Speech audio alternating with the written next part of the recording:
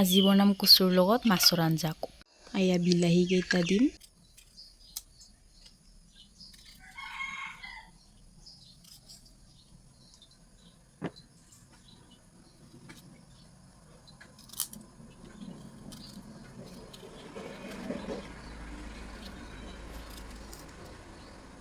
কচুখিনি মোৰ কাটি লোৱা হ'ল। এইবাৰ মই কচুখিনি ধুই কিনে আনো আৰু সিজাম প্ৰথমে মই কচুখিনি কুকাৰত সিজাই ল'ম, তাৰপিছত বনাম। সিজাই ল'লে তাৰমানে সোৱাদটো ভাল হয়। তাৰমানে আলুও দিছোঁ কেইটামান, আলু নহ'লেতো আৰু ভালে নালাগে আঞ্জাখন।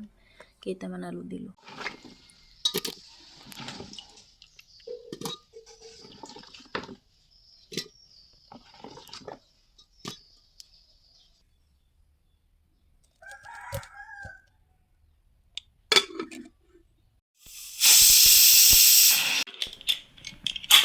এয়া কচুখিনি খুব ধুনীয়াকৈ সিজি গৈছে, কচু আলুখিনি।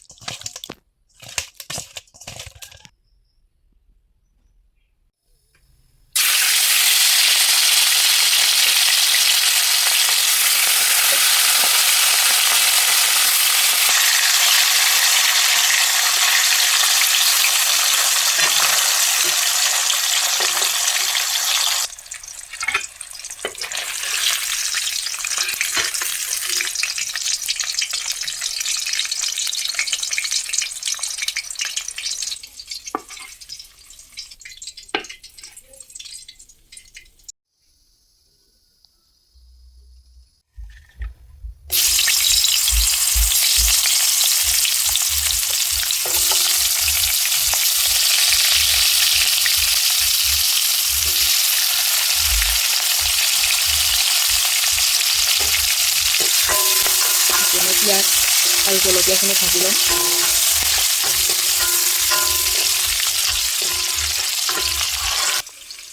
আদা নহৰু পেষ্ট, আদা নহৰুখিনি ঢালি দিলোঁ।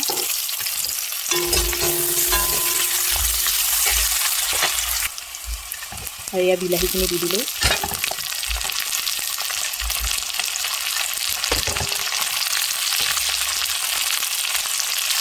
বিলাহীখিনি এনেদৰে ভাজি ল'ম।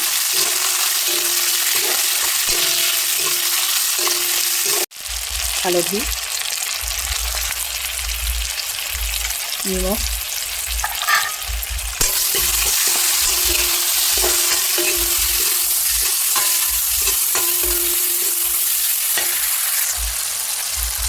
জলকীয়াৰ গুড়ি আৰু এয়া মছলা, গৰম মছলা। মছলাখিনিতে ভালদৰে ভাজি ল'ম।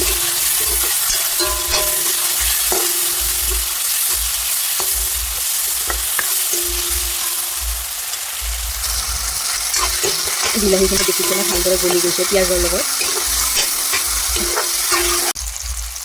এতিয়া দিম কচুখিনি শেষত, সিজাই থোৱা কচুখিনি।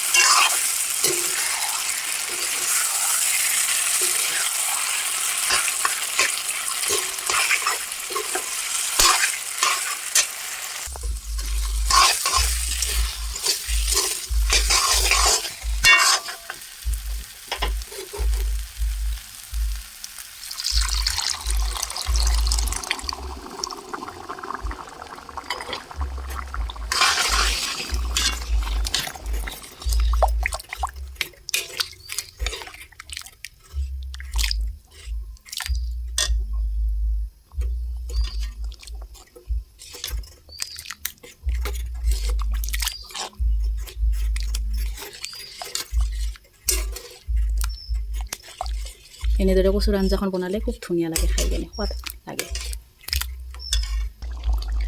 আৰু এতিয়া শেষত মাছখিনি দি দিম।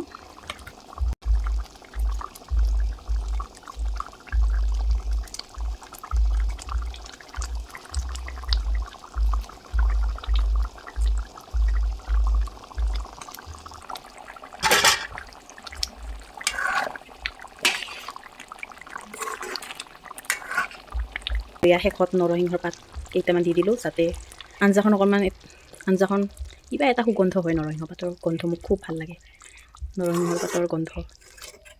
এনেকুৱা শেষত কেইটামান দি দিলোঁ, ধুনীয়া গোন্ধ ওলাব এতিয়া আঞ্জাখন। মোৰ আঞ্জাখন হৈ